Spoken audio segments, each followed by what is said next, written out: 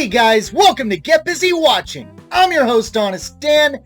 Let's talk movies. Welcome to my final rapid fire of the year. Just one big review dump. Let's get started.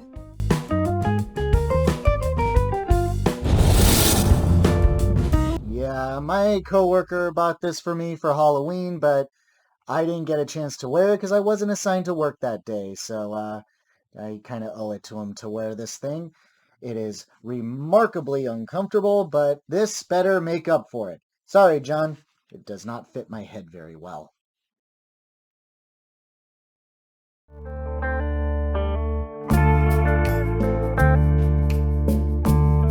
A group of rich 20-something friends get together for a party, but then start getting killed one by one, and the friends turn on each other, thinking one of them is the murderer. Wow, I wasn't expecting to enjoy this, or hate it as much as I did.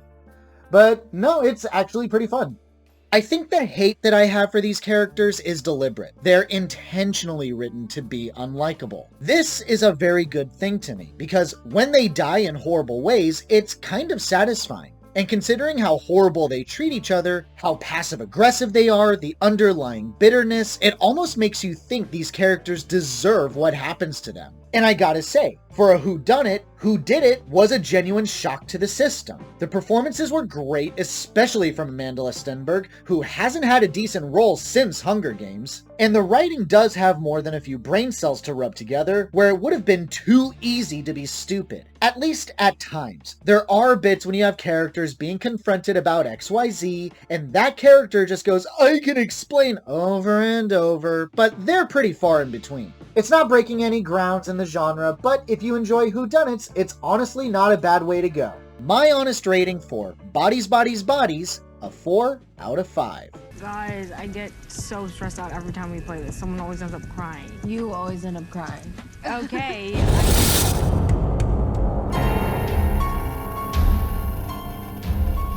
A young woman is trapped in an underground basement, stalked and hunted by something unknown and psychotic. It's not bad. Pretty fucked up, and certainly keeps you on your toes for how things are going to turn out.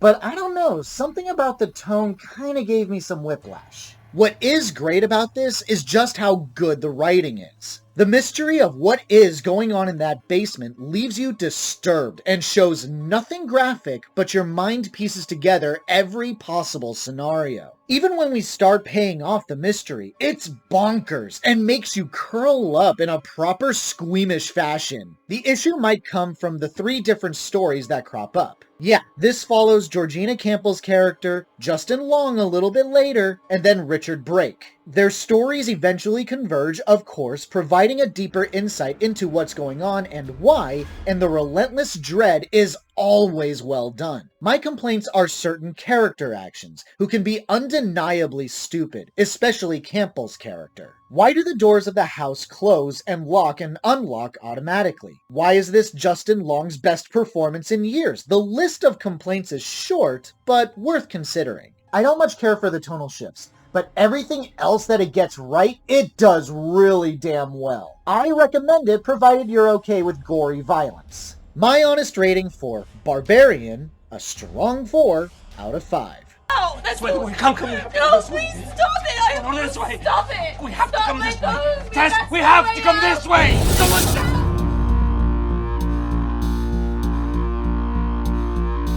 The prequel to the film X. Mia Goth returns as a younger Pearl in 1919. She grows increasingly frustrated with her farm life, seemingly dictated by her overbearing mother and sick father, and sees her chance to escape when she learns of a dance competition at her local church. If you've seen my Rapid Fire Returns episode, you'll know that I saw X. You will also know that I did not care for it. Whereas X felt like a hodgepodge of movies that are unrelated to each other, this one felt like it had its own identity and played up to every advantage it had. Specifically, Mia Goth, who is this movie. But if this isn't her best performance of her career, it's damn close. Pearl's descent into madness is near perfectly explored. Having a near-innocent desire to be a dancer for film, clearly loving her parents but feeling trapped in her own home, a husband fighting in World War I, making her sexually frustrated, it's set up pretty well. Then as she hits her breaking point, dry humping a scarecrow, almost feeding her father to a crocodile, it gets pretty messed up as the story goes, and only gets worse in the best possible way. Impeccably well shot and perfect tension and discomfort. My only nitpicks are that maybe Pearl's insanity was tipped a little too early in the beginning, where she straight murders a goose and feeds it to her gator friend before the title of the flick pops up.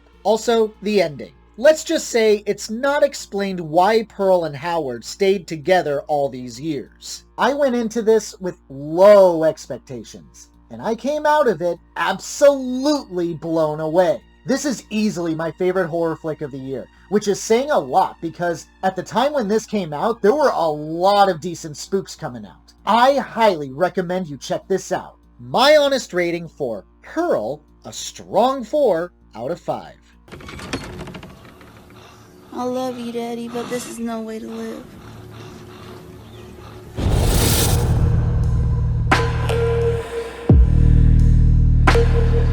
Kevin Bacon's daughter is haunted by a malevolent entity that smiles at her and threatens to kill her within a week. God damn it. This was so close to being good.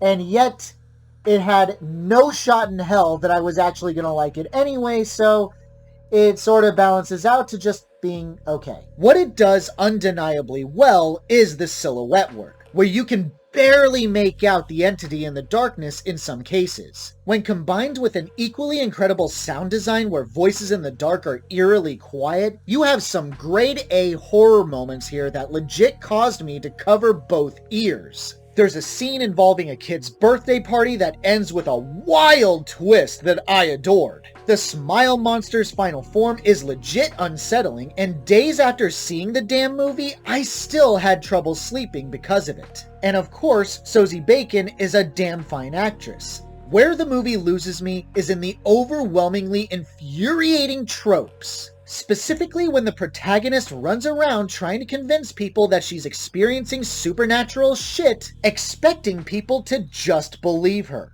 Just as bad, the ending. Without giving anything away, let's just say I'm dealing with enough anxiety and depression, and this only made that worse. I appreciate that this movie tried to rub more than just a few brain cells together, but to me, it's held back by some seriously infuriating tropes that I just can't call this good. My honest rating for Smile, a 3 out of 5. Taken over my whole life and my mind, and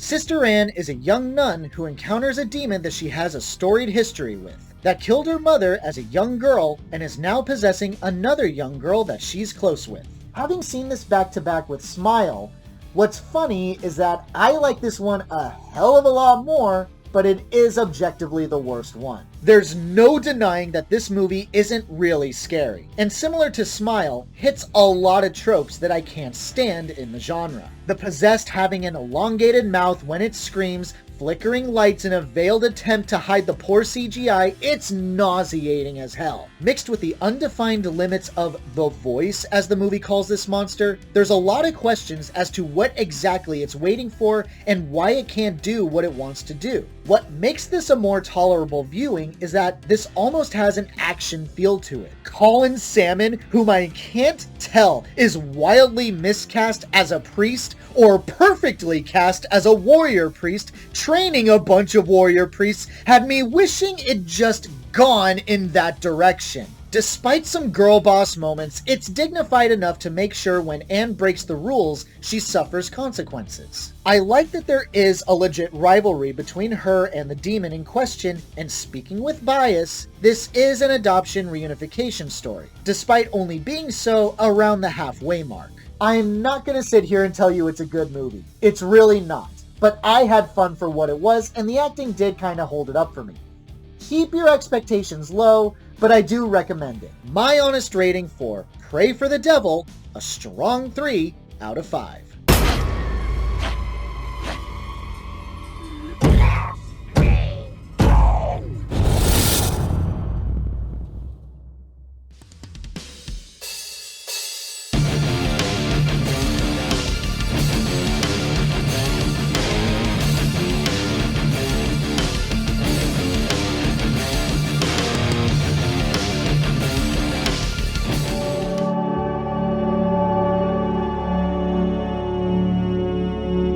two chicks climb this tall-ass radio tower and get stuck at the tippy top. Have you seen 47 meters down? Then you've seen this. Have you not seen 47 meters down? Watch this instead. It's better. I kind of mean that literally too, with only the most minor of differences. Only two female characters, one strategy to make it out alive after another, only for it to fail, violent animals that are normally not that aggressive toward humans, and among many spoilery similarities. A couple of details make it better. One, neither actress is a big name in this, unlike 47 Meters Down, which had Mandy Moore. This way, it's not 100% certain as to which girl might bite the dust, so there's legit tension. And the acting is better, and their faces aren't covered by masks throughout the flick, so the audience is allowed to see their expressions. However, there's a couple of issues that bring it down. One, of course, there's some personal drama that has to be tackled while we're 2,000 feet in the air, and the twist at the end makes no damn sense. If you feel like conquering your fears, this will not in any way help, but it's fun, and I like it. I think it's worth watching, but definitely wait until it's streaming. My honest rating for Fall, a 4 out of 5.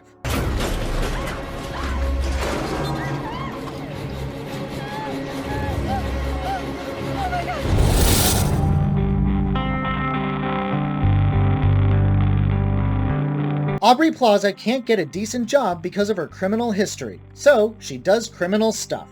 Jeez, I hope you're a fan of Aubrey Plaza because otherwise you're in for a very generic time. The movie doesn't exactly hold any surprises. A person with a criminal history can only get crap jobs, so must turn to crime to make ends meet? Yeah, I get it, the system is rigged. Only one path, and it's the road to perdition. Thanks, I've seen that before, and this doesn't exactly do anything to set itself apart. I give credit, Plaza is acting her ass off, and kicks serious ass in one particular scene that was downright genius. Specifically, the car stealing scene. Perfection. But after that, it's by the numbers. Get deeper in the criminal world, make dumbass mistakes which kicks off the real conflict, and a random-ass romance with Theo Rossi. It's forgettable. The only reason I would ever recommend this is for Aubrey Plaza, but even she doesn't really save it. I don't recommend it. My honest rating for Emily the Criminal, a weak 3 out of 5. And you asked me why I want this job because I got $70,000 of student debt. There's your fucking answer. All right, there. yeah, you need to leave. Okay, actually, you know what? Give me this. Okay, fine, thank you.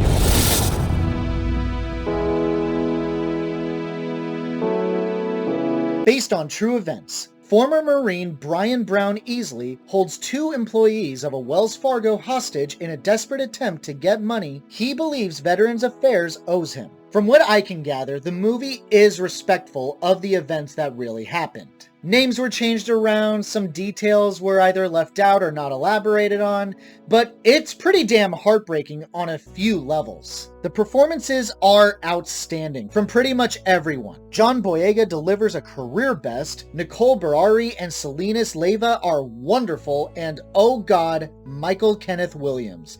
This world is lesser without him, and who delivers one of his more surprisingly sensitive roles I've ever seen out of him without losing his signature gruff intensity. About the only real complaint that I might have is, with the exception of Connie Brighton's character, all of the white characters range from being useless, insensitive, incompetent, or straight up dicks. Though considering police incompetency this year alone, maybe I shouldn't be so quick to question. For the accuracy alone, I do recommend this. As a movie that stands on its own, yeah, I still recommend it. My honest rating for Breaking, a 5 out of 5. So your honor's worth more than $892. You're worth more than $892. I'm worth nothing. I was frightened a lot of times growing up. I had a very low self-esteem and a huge need to be accepted. The only thing that I knew that I shared with Omar was his sensitivity and his ability to love and his ability to love deep. I knew that I had that in me.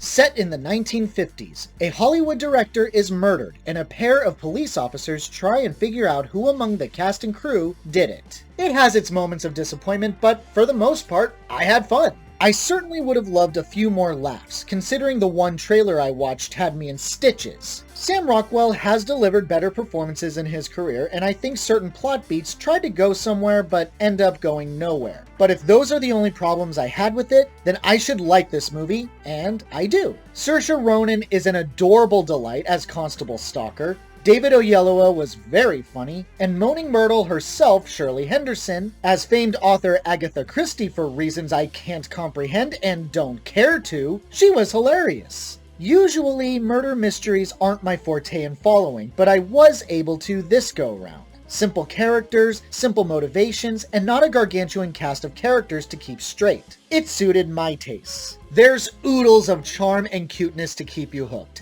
No, it's not the best whodunit on the market, but it is one that you can just pop in, watch, and enjoy yourself. I recommend it. My honest rating for See How They Run, a 4 out of 5. It was me, Inspector. You need look no further. I arrest you for the murder of Leo Cochran. No, not yet. Oh, sorry, sir.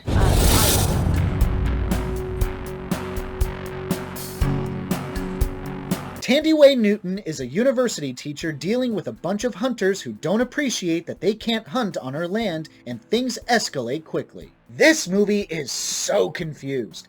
It's trying to be about race and gender politics, but also a dramatic thriller that doesn't seem to have anything to do about race or gender. The question of why racial motivation might be a thing at all comes from the fluff scenes. One is about a colored woman feeling uncomfortable around her white male boss, who didn't do anything at all bad, self-admitted by that woman. Another involved Sandra complaining that not a single person of color was recommended for a job at the university, which should be about hiring the best person for the job, not based on race or gender. But then you get to the actual meat of the story, and these hunters don't seem to care about Sandra being black or a woman.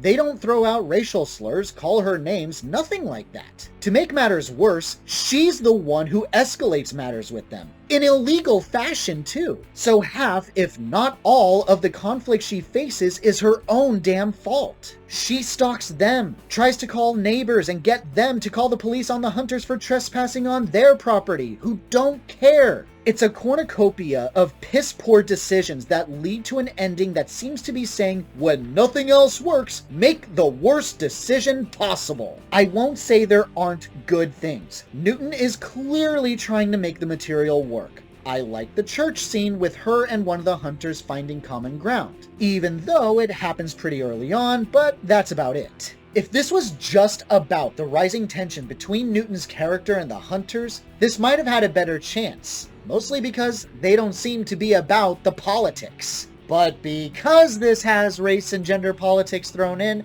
I genuinely have no idea what this movie was going for. Not recommended. My honest rating for God's Country, a weak 3 out of 5. But we all agreed it was important for the future of our department to try to be more inclusive.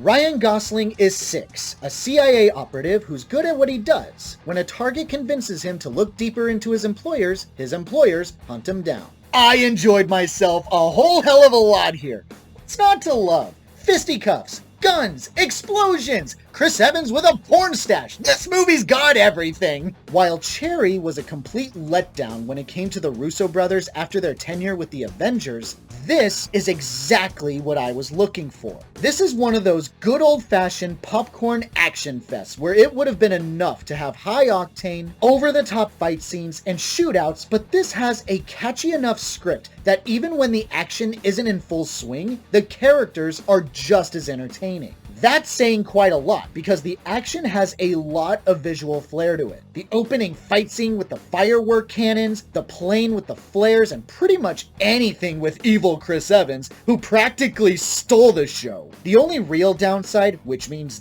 dick to me, is the plot itself. So much emphasis is put on that encrypted flash drive, but I don't remember what was so important about it. I probably missed something in the dialogue, but it seemed like the weakest element. My boss at work said that he doesn't often watch movies twice, but he watched this one twice. I want to watch it twice. It's so much fun. If you're an action junkie and you have Netflix, check this out. My honest rating for The Gray Man, a strong 4 out of 5. Forget about the Vicodin. Why are you walking like that? Because I got shot in the ass, Suzanne!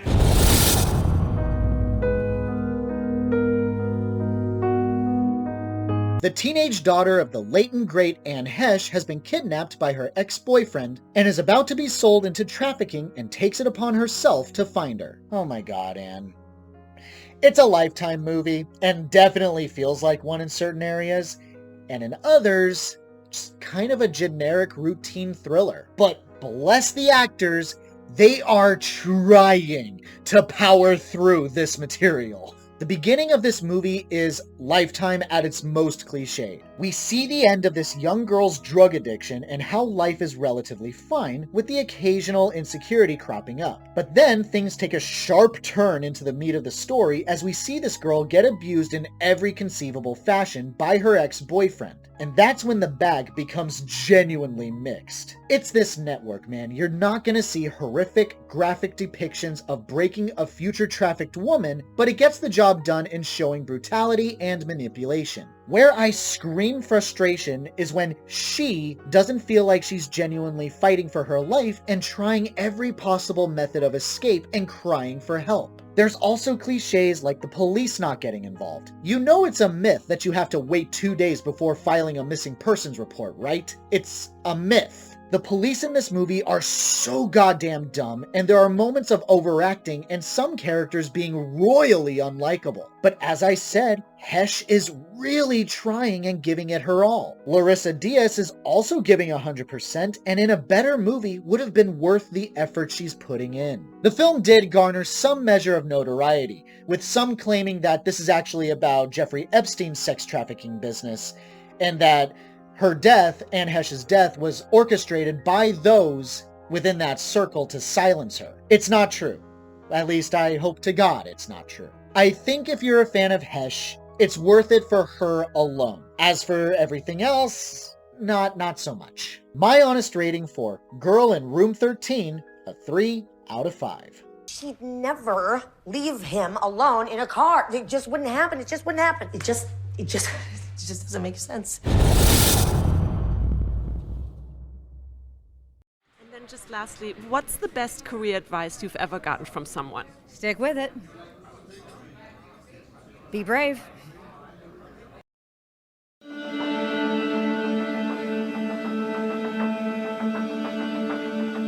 Based on true events, Jessica Chastain is the titular good nurse who thinks her colleague, Eddie Redmayne, is secretly killing patients. Who knew that the nursing field had so many psychos and positions of powers that do nothing about it?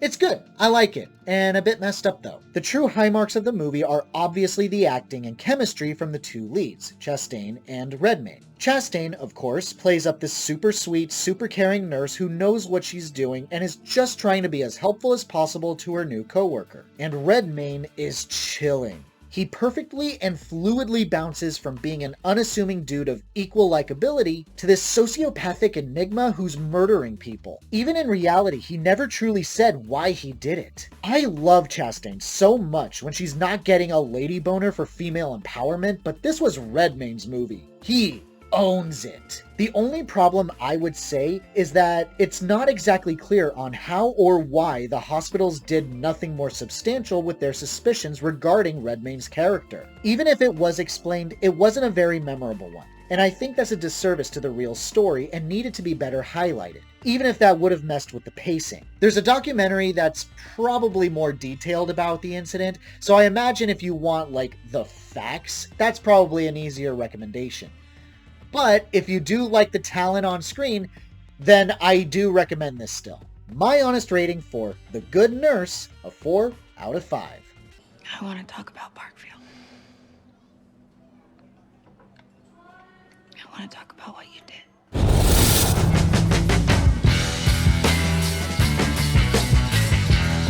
Benoit Blanc is back and has been mistakenly invited to Edward Norton's private island for a reunion and murder mystery game. However, when old wounds and grudges begin cropping up, one of them does end up dying and Benoit must figure out whodunit. I've heard some people say they don't like it, but I don't agree. I had oodles of fun with this. Mystery thrillers aren't usually my forte because it involves the audience to be just as smart as the detective. But the information is belted out so discriminately sometimes that eventually I just can't keep focus. So when a movie still does that, but doesn't take itself too seriously and has fun with itself, then at least I can feed off the energy, and this hit all the right notes to make me enjoy the ride, even if I don't always follow what's going on. The big personalities that clash together and bounce off of each other is electric. From Kate Hudson being the sexy, insecure, wild one, to Dave Bautista being a try-hard social media influencer, to Edward Norton reminding me of a rich kid that turned 50 and never grew up past 16, tickled me to no end. The mystery itself is bonkers, and so much fun to see unravel layer by layer. You know, like an onion, whoa! And once the climax rolls around and Benoit pieces everything together, I couldn't drop my smile to save my life, and I walked out of the theater as giddy as a puppy getting a belly rub. Keep Rian Johnson away from Star Wars and you'll see me be a happy little Peruvian boy. I think this is his true calling and I am all for another one. My honest rating for Glass Onion, a strong 4 out of 5. It's so dumb. It's so dumb, it's brilliant. No! It's just dumb.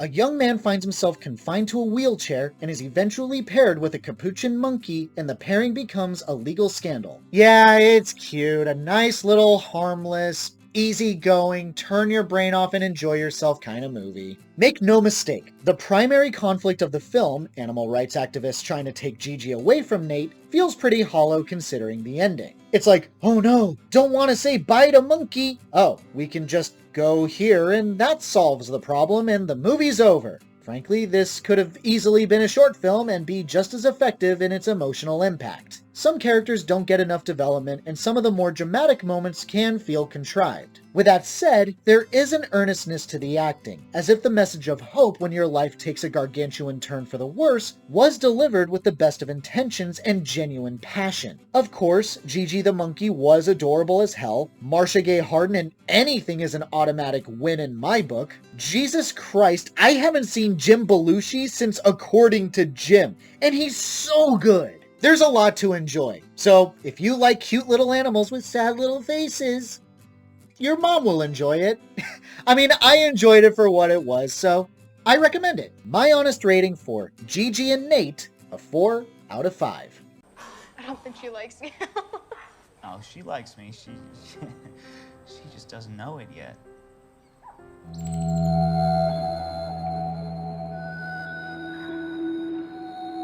Based on true events, a dramatized retelling of the silent twins, June and Jennifer Gibbons, who speak only to each other, eventually living 11 years in the infamous Broadmoor Psychiatric Hospital. It's okay. It definitely doesn't answer a lot of questions at the detriment of fully understanding this story. I'd be lying if I said that the ending at least wasn't powerful. The main issue I was having for much of the story was how nothing really explains why these twins only speak to each other. I am rudimentally aware of why they did in real life, but that's not made clear in the movie. Also, they're not that likable, with half of their problems pretty much being self-inflicted. It gets even worse as teenagers and young adults, where they start acting out and even causing vandalism, getting them locked up in the psychiatric hospital. Like I said, self-inflicted conflict. With all that said, I guess I do understand that these two have been near inseparable their entire lives. So a lot of their hysteria when separated can be understood. And if you know what happened later on in their lives, the ending is tragic, if not hopeful, as portrayed by the incredible acting of both Letitia Wright and Tamara Lawrence. I can't say that this is a movie that I'd ever watch again, but there are some elements that made it worth watching, including the stop-motion animation bits. It makes sense in the story,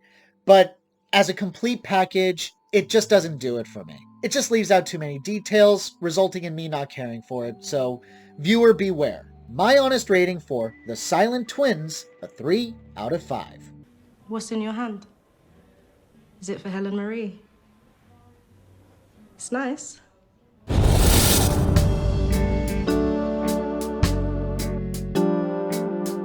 In Bruges alums Colin Farrell and Brendan Gleeson are back as two best friends in their small hometown. Gleeson up and decides to not be Colin's friend anymore, who is plagued with the question of why. The more he presses, the more dramatic and alarming things get. Is this a good movie? Fuck if I know. But did I enjoy it with every fiber of my being? Oh, hell yeah! What staggers me is how simplistic the story is and continues to be from beginning to the very bitter end. But what isn't simple is why everything gets to be so drastic later on. Essentially, to make it clear that Gleeson wants Farrell to leave him alone, he'll cut off his own fingers one by one. It's something he really does, and let me tell you, it's not even the worst thing that happens. There's a blatant honesty in the writing that it knows how ridiculous its own story is and doesn't shy away from making fun of itself, and the perfect acting and directing do it an incredible justice, with Carrie Condon being one of the bigger standouts. The only downside is Gleeson's character, who doesn't make a lick of sense. He wants to be left alone to make music on his fiddle. How can he do that if he's cutting off his fingers? He wants to be immortalized through his music, but lives in a bumfuck nowhere island and does nothing but write for himself. I doubt any of that is the point, but he puts so much emphasis on it that it's hard not to notice the confusing motivations. So what's the message of this thing? I don't know, but it's so batshit that I couldn't help but adore it. My honest rating for The Banshees of INISHERIN, a strong 4 out of 5.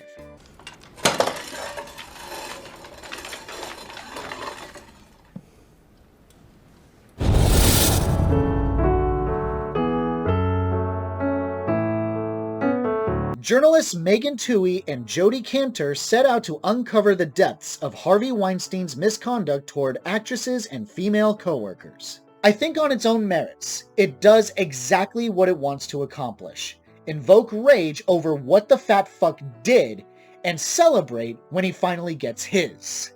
What will dictate your emotional investment is how engaged you'll be as you listen to these women describe, sometimes in detail, what happened to them around him. The actresses absolutely sell their parts, with Jennifer L. as Lauren Madden being a particular standout. When you learn just how corrupt the system is, the grotesque legal bindings that kept these women quiet, it effectively gets under your skin and horrifies you at just how powerful these people were. And there are some moments that I really hope were true, like Harvey being obsessed with knowing if Gwyneth Paltrow talked to them, which the journalists constantly tell him no. The only downside is the timing of this movie's release. The knowledge of Weinstein's depravity is well known and documented at this point, with very few details this movie sheds that the public doesn't already know, as well as the general shift in the acceptance of the Me Too movement itself, with a more level-headed approach thanks to the Johnny Depp and husband abuser trial. Despite it being a good movie, I think it's really not that worth seeing, mostly because it doesn't really inform you of anything new. My honest rating for She Said, a 4 out of 5.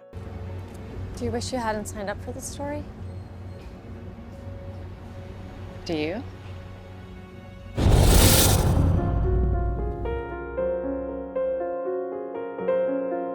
Taylor Russell has just found out she has cannibalistic behavior and tries to suppress it while avoiding cannibal Mark Rylance, and finding romance with cannibal Timothée Chalamet. Luca Guadagnino is not my favorite director, aside from the Suspiria remake, which I adore, but everything else that he's done, I don't like. This is, credit where it's due, is a bit more palatable, but there is still pretense about it. The best I can guess is that the cannibalism is an allegory for addiction and dependency, since very little cannibalism is actually featured and feels more like a straight-up romantic drama. It's about a pair of wandering lovers trying to tuck away their problems by finding their own place in this world, something of that nature. The problem is, I've seen this movie before, Beautiful Boy, which also starred Chalamet and was also just an okay movie. So this offered very little in the way of a new and different experience. I give credit that the acting from Russell and Chalamet is very good. Rylance steals the damn show like the boss he is, and you get some powerful provocative imagery that makes your insides stir. Unfortunately, if I'm right about the message and themes, then it's all packaged with a whole lot of mediocrity that wasn't up my alley.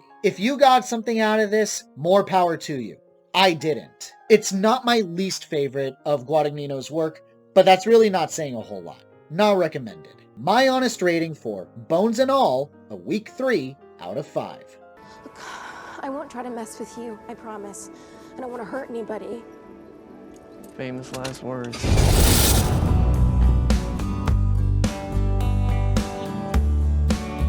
Sammy Fabelman is a teenage young man who became enamored with films and making his own. His passion is put into question when he discovers his mother may have had an affair. I won't say that it's Spielberg's best film, but it cannot be denied that it's expertly written, tender, and a wonderful ode to the power of filmmaking. The performances across the board are phenomenal. Michelle Williams, Gabriel LaBelle, Paul Dano, even the now insufferable Seth Rogen had some solid scenes. The exploration of this family and the parents' complicated relationship eventually imploding is slow but methodical, hitting beats of paranoia, guilt, outrage, and the effect it can have on those that know and even those that don't. While the film's message is loud and clear, especially toward the end of the second act, the story doesn't avert from kooky moments. Main character Sam, who is Jewish, strikes up a relationship with a Christian girl that is all kinds of bonkers. I know this isn't a one-to-one biopic of Spielberg's life, but I really hope there's some truth to this one. The only issue I have with the film is why the parents eventually divorce. The reasons weren't strong enough to me. Perhaps that shouldn't matter much, but a lot of emotional weight is put on this subplot and it never felt strong enough to warrant the impact it wanted to have on me. It's a 2.5 hour sit, and you'll feel it. But if you can get engrossed in the characters and the writing, then it'll earn its runtime with you. I recommend it. My honest rating for The Fabelmans, a strong 4 out of 5. You think whatever bad things you want about me, kiddo, but you stop making movies, it'll break your mother's heart. You will break her heart, I mean it. Based on true events, set in the 1950s, fighter pilots Jesse Brown and Tom Hudner become friends and take part in several skirmishes against Soviets and North Koreans. It's good, and I like it, but it's not perfect.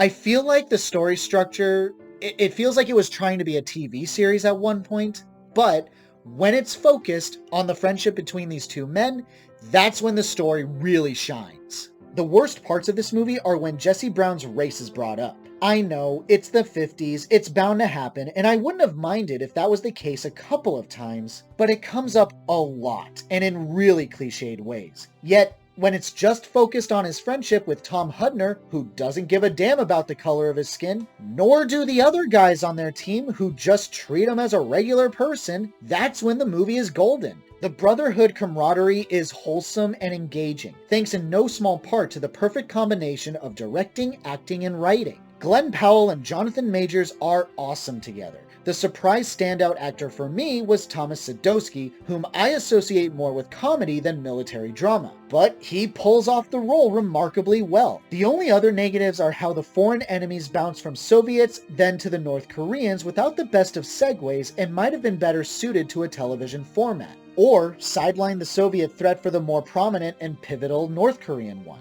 I doubt it'll be for everybody, but where it counts, it's really good. It's just a shame that it focuses on the most uninteresting aspects for way too long. But I still recommend it. My honest rating for Devotion, a 4 out of 5. I can't say I'm special. Well, it must be hard, right? It must be hard being the... A naval aviator? Absolutely.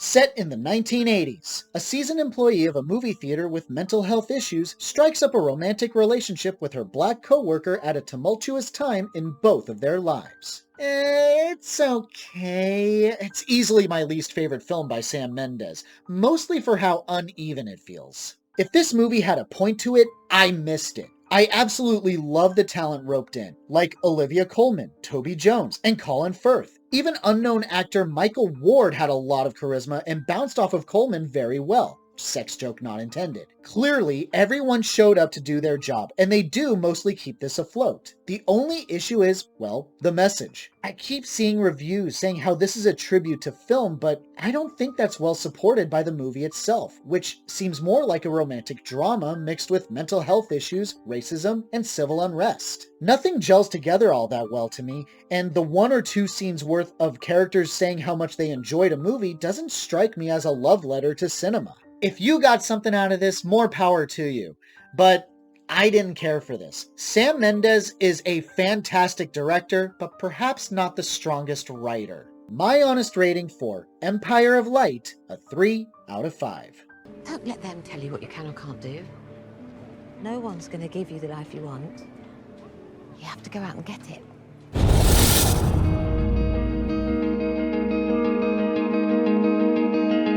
Brendan Fraser is a big ol' thickums who is dying and wants to reconnect with his bitch of a daughter, the Ginger from Stranger Things. Ugh.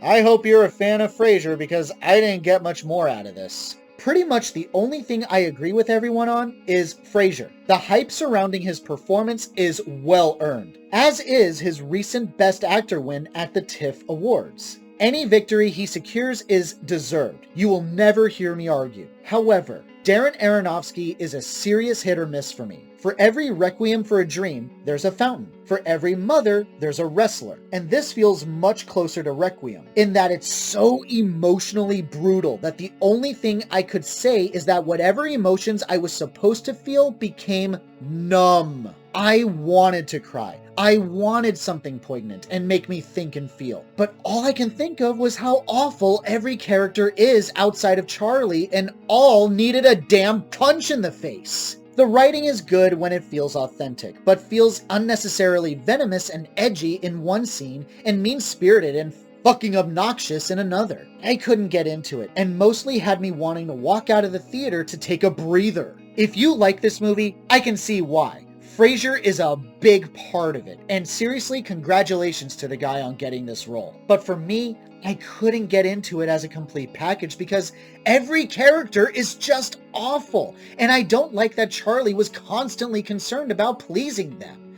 This is a hard pass for me if you're not a fan of Fraser. My honest rating for The Whale, a weak 3 out of 5.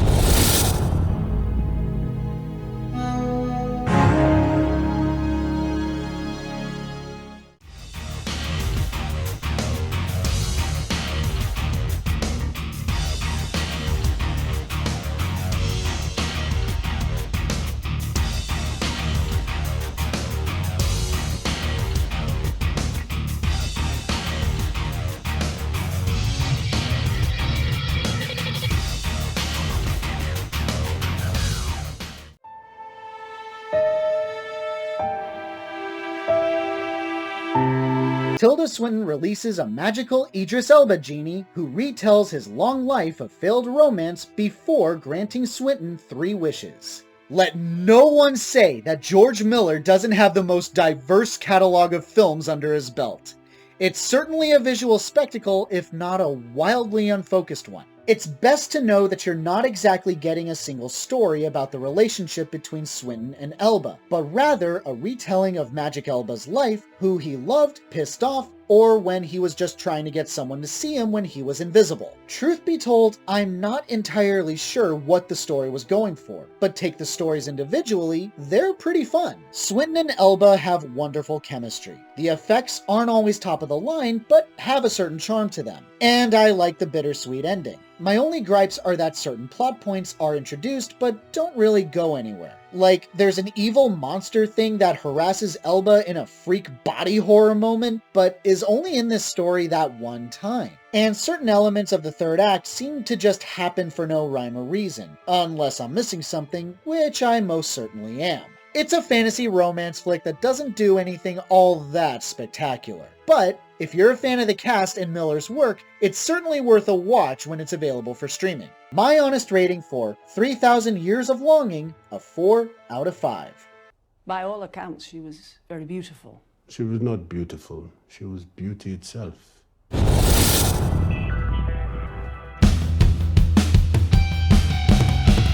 American astronauts arrive on the moon only to be attacked by Soviet human-shark hybrids who want to go back to Earth and rule it. Why? How could you? You had the most perfectly ridiculous idea, and all you had to do was make it fun. Instead, all you did was make it ridiculously boring. When I saw the trailer, I was hoping for non-stop bad CGI action and fake-ass violence for 90 minutes, but I got so little of it in the final product. I admit, it starts off promising, but as soon as we get to the moon where the brunt of this plot takes place, it's remarkably dull. You can only point at the terrible physics, the awful CGI, the horrid fight scenes, and sleep-inducing black background where stars should be before it becomes repetitive and stops being funny. Seriously, the action is bereft of any attempt at choreography, opting for everyone to just poke at the air, twirl their spears around, and the CGI sharks to swing at the camera. The only fun to be had is when everyone dons costumes that make them look like Cocker Spaniel Crusaders and shark boobs covered by battle armor, which, let me tell you, is sexually confusing as hell. My own hype destroyed this for me.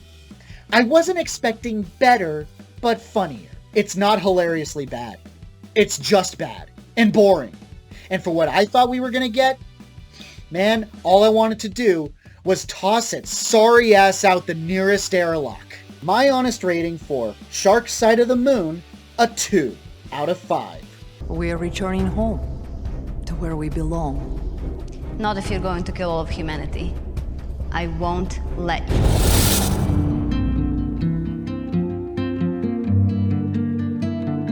Florence Pugh is a happily married woman living the most idyllic life imaginable. However, her world starts crumbling around her when she starts questioning her reality. Here's where I stand on Olivia Wilde.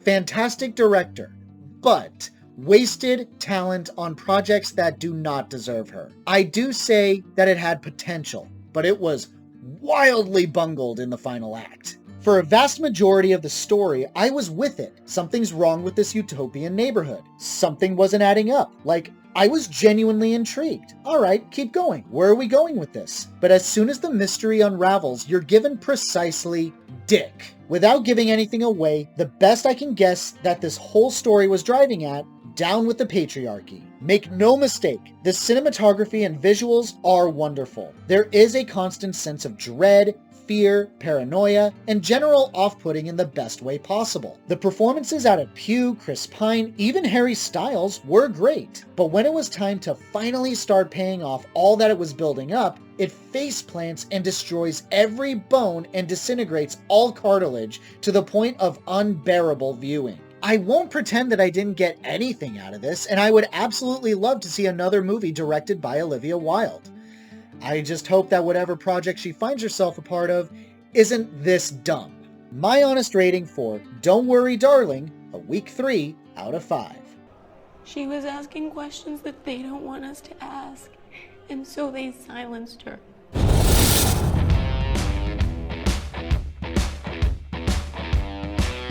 An archaeologist accidentally releases an ancient superpowered being, The Rock, in a black Shazam suit, and causes chaos. Learning of his new reality and being the target of Amanda Waller's newly established Justice Society superhero team to bring him down. I am not a fan of Dwayne Johnson. I do not like his diva attitude, but give the man credit.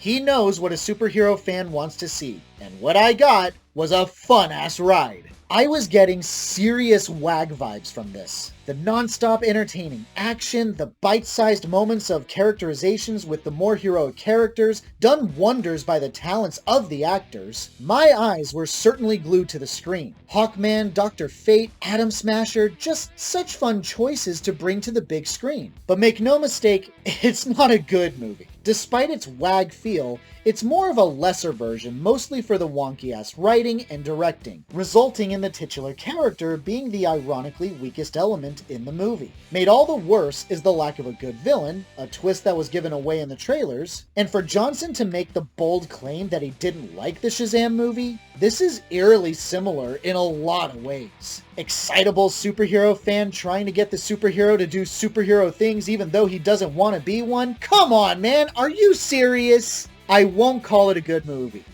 but I will call it entertaining, and I'll take entertaining. If you need a couple hours to kill, this is not a bad way to go. My honest rating for Black Adam, a 4 out of 5. Heroes don't kill people. Well, I do.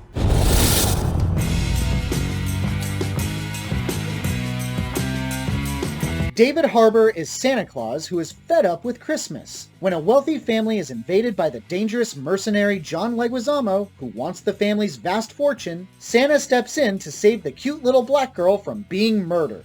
It's a lot of fun. I wasn't expecting anything on the level of like John Wick or Bullet Train, but if you are looking for a movie that perfectly embodies Die Hard and Home Alone all in one movie, you're about to have a gas. David Harbour is really good at playing dudes who are fed up with life and just want to tell the world to fuck off. And this is no exception. He is so delightful and kicks so much ass. John Leguizamo is a lot of fun as well. You love to hate this wealthy family that might very well deserve to get axed off. The violence is nothing especially brutal, but the very fact that it's Santa doing all this is wildly enjoyable. Whether it's him smashing skulls with a sledgehammer or the little girl setting up violent traps that are actually violent, oh man, I'm getting giddy just thinking about it. Yeah, okay, the story isn't anything special, there's not a whole lot of twists and turns, but it's got its own homicidal charm to it. There's not much more to say.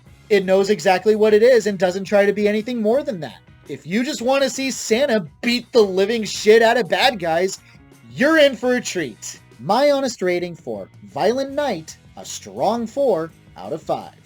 5, 4, 3, 2. I'm Santa Claus! Well, not anymore.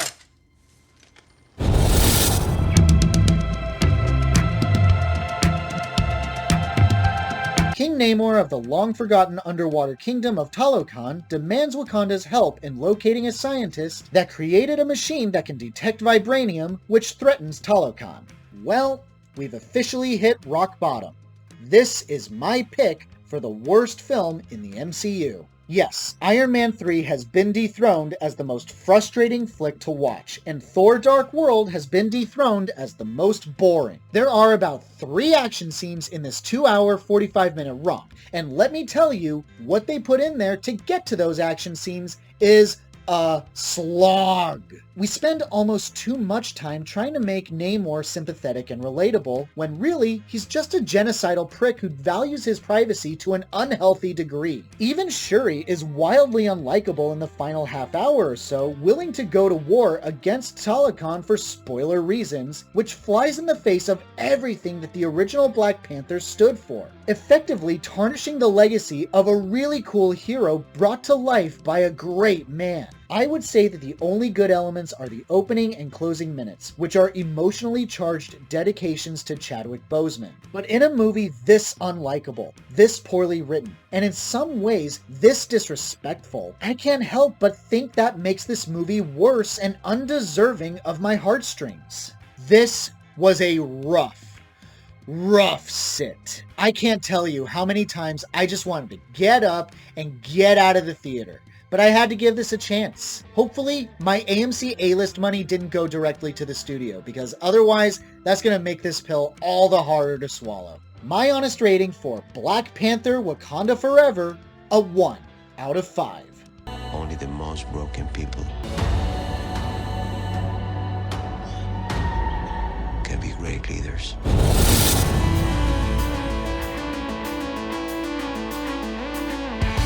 The humans have returned in force and even brought back Stephen Lang as a Na'vi clone. The war forces Sam Worthington and his family to flee their home and seek refuge with another Na'vi clan, but Stephen Lang is still on the hunt. Very similar to the first film, to call it good is very generous. Make no mistake, I like it for what it is, but there's a whole lot of dumb in here. I've been saying it. It's James Cameron. There's always something of artistic value, even in his worst movies, and this isn't an exception. This is one of the most visually impressive spectacles you will ever experience in theaters. I love the new machines that the humans use to battle the Na'vi, like the crab submarines and the airship that looks like a whale shark. The action scenes are shot well and thrilling, and of course, Stephen Lang absolutely owns this movie as the most charismatic character. But if you're looking for problems, oh boy, you're gonna find them. Entire plot points are set up, forgotten, and or go nowhere. Jake Sully fakes his death to hide him and his family, but the bad guys just find him anyway. The space whales have special kind of blood or whatever that stops aging, but it's only there for a single scene that means nothing. Characters are introduced and discarded, and many of the ones that stick around are melodramatic. The emotional weight is non-existent when other characters die, the writing takes hard nosedives, and for some reason, teenage Sigourney Weaver has a litany of questions surrounding her entire character that would take way too long to process. I saw this in IMAX 3D, and let me tell you, there are moments where you can really get sucked into the world of Pandora. But I still might not recommend it. Objectively speaking, yeah, it's really not that good. But if all you care about is the eye candy, then yeah, you're in for a treat. But that's really all you're gonna get out of this. My honest rating for Avatar: The Way of Water, a strong 3 out of 5. We cannot let you bring your war here. Outcast. That's all they see.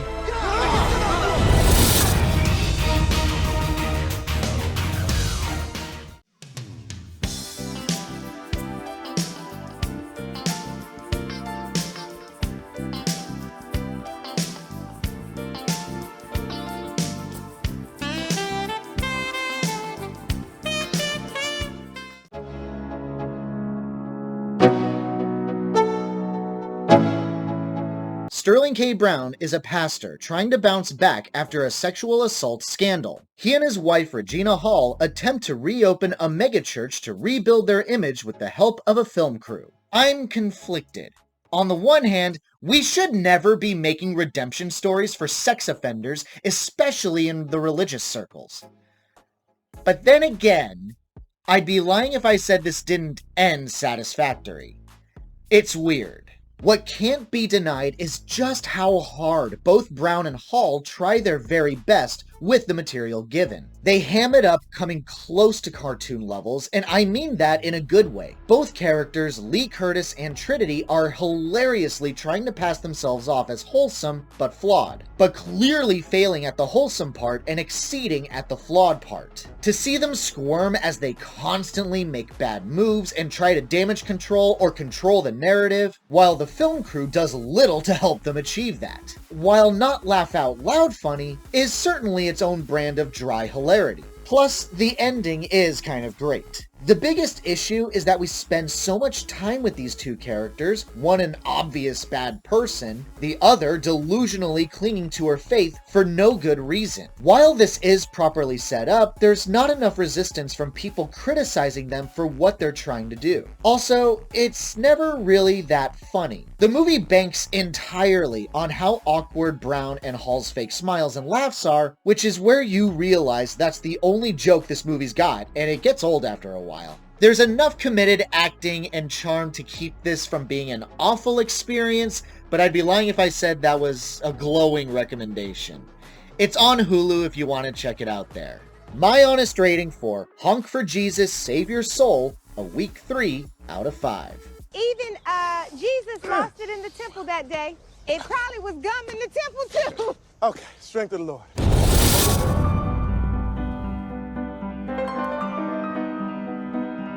After suffering a public humiliation after a date with a prestigious man, a wealthy woman and her childhood friend reunite to scheme and humiliate him, only to learn that the childhood friend might actually like him. frankly, this deserves to be in my fantasy sci-fi section for how commonplace people of color are in positions of wealth and power. But let's pretend that doesn't matter for a second.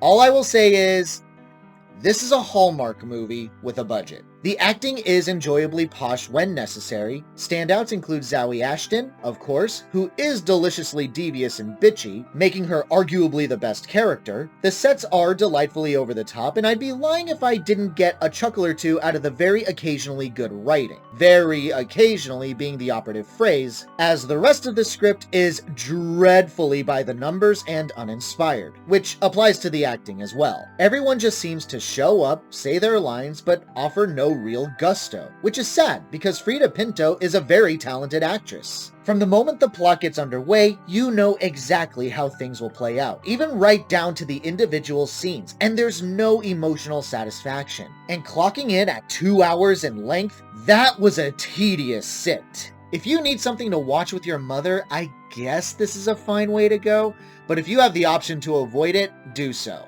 My honest rating for Mr. Malcolm's List, a weak 3 out of 5. Well, if you're so bloody smart, Miss Hoity-Toity, how come you couldn't pass Malcolm's little test? What is this now, what, 4th season?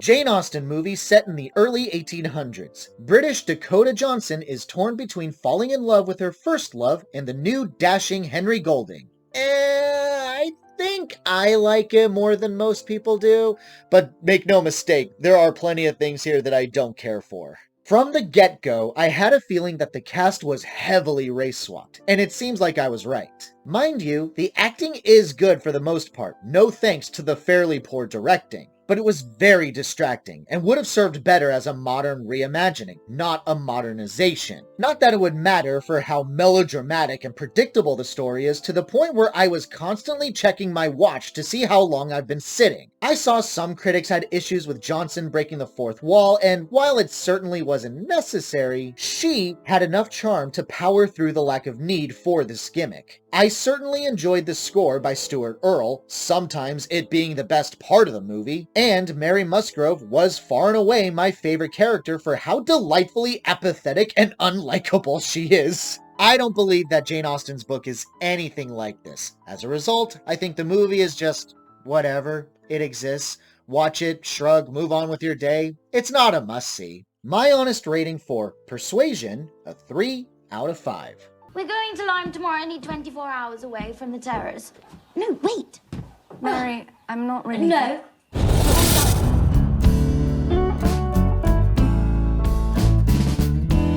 Lindsay Lohan is a rich girl who suffers retrograde amnesia. She's helped by a kindly owner of a bed and breakfast ski lodge. She learns to be self-sufficient and even finds true love. Dear Lord, all this is a Hallmark Channel version of Overboard that can somehow afford a green screen and Lindsay Lohan. I'm not sitting here saying it's a Christmas classic, but it's cute enough. What I absolutely will give credit for is Lohan's uncanny ability to power through the subpar material. Make no mistake, the writing is cheesy. The plot is predictable as predictable gets. There's not one picosecond of this story that you can't predict and see coming. But for all its shortcomings, Lohan is still a charming presence. You can tell she's trying. She brings such a warm energy that's very befitting of the material. Complemented by the equally charming performances from Cord Overstreet, Jesus Christ that name, and the impossibly adorable Olivia Perez, everything comes together to create something wholesome. Forgettable in the long run, but cute in the moment. The movie's cheap-ass budget is apparent when you see terrible green screen effects, lowbrow physical comedy, and expect a lot of that if you decide to check this out. But I've seen far worse in my time. I'm all for a comeback story. I supported one for Megan Fox, I certainly support one for Lohan. This is just a cookie-cutter Christmas movie that is not gonna be a classic. But if you need 90 minutes to kill off, it's not a bad way to go. My honest rating for Falling for Christmas, a 3 out of 5. I'm Matthew. You're the lady who doesn't know who she is, right? I guess that's me.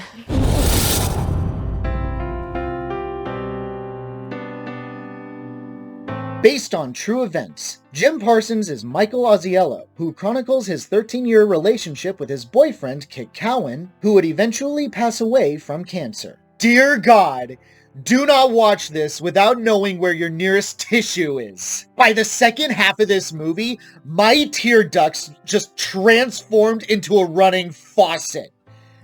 But no joke, this is really, really good. To my understanding, the film is faithful to the real events where it counted, at least seemingly to the real-life Michael Ozziello, and that's good enough for me. The easiest thing to say is how amazing the two leads are. Parsons is endearingly self-conscious and nerdy, Ben Aldridge is wonderfully assertive and absolutely tears at your soul. What I appreciate most about this movie is how it actually avoids the common tropes of other dying from cancer movies. There's no scene where the characters scream, "This is happening to me, not you. No, I'm also affected." They don't do that, and I can't tell you how grateful I am. There's subplots that seem teed up to be big dramatic moments, but the story wisely keeps it focused on the relationship during such a hard time in their respective lives. You'll go through the emotional gamut, make no mistake. You'll laugh, you'll cry. A lot of people are really averted to crying during movies, but I personally love it, at least when it's earned. And this movie earns it. But for real, can we please have just one LGBTQ movie where both parties end up alive and we're not complaining about the outcome? My honest rating for, spoiler alert, a 5 out of 5. I'm worried that I'm going to fall in love with you and you're going to break my heart.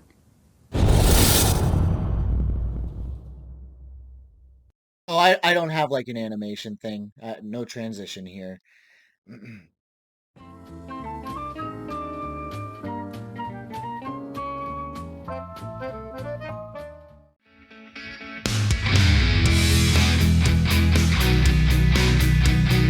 A benevolent singing crocodile befriends a lonely young boy in his new home with his family, while remaining hidden from the home's landlord and overcoming his stage fright. Dear Lord, this is Paddington all over again. Look, it's not anywhere near as good as that, but for what I felt this could have easily been, it's not bad. Look, the song and dance numbers are there. Kids will get up and dance to it and have a fun time. But that's not where I found value. In a movie as silly as this sounds, the emotions are more impactful than humbug adults might give credit for. Lyle's expressions, his clear fear of singing in front of a large group of strangers, there's a way that he's animated and written that makes him so sympathetic and endearing. While the drama works surprisingly well, the comedy also kind of lands. Not all of the time, of course, but I appreciate how the jokes aren't immature, and the more serious scenes are allowed to breathe and let things sink in. It's by no means perfect. It's definitely a 90s movie that hits the typical beats of a third act separation, where the heroes have to bring back the animal from a cage that he doesn't belong in, even right down to a courtroom scene. You get a wacky chase on wheels, and certainly Javier Bardem can really ham it up. It's easy to write this off, but honestly, I don't think it necessarily deserves to be. I think if you have kids, it's not a bad way to spend 90 minutes. My honest rating for Lyle Crocodile, a 4 out of 5. At the top of the world tonight, it can stay this way, at least until the morning light. Thanks so much for watching, you guys. I really appreciate it. Happy New Year, stay safe and healthy out there, and hope to see you soon.